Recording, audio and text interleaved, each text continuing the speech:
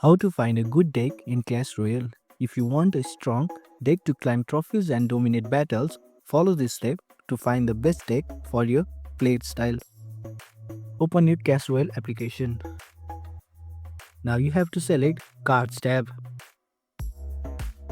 You can use the in-game deck builder. The game will recommend a deck based on your current card levels. You can check the top player's deck.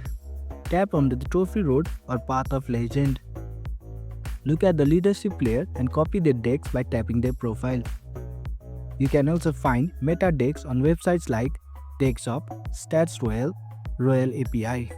You can watch Clash Royale content creators in YouTube channels like Surgical Goblin, Orange Juice Gaming, and many more. Use friendly battles and classic challenges to test your deck. Adjust your deck based on your playstyle. Swap out weak cards for better synergy and counters.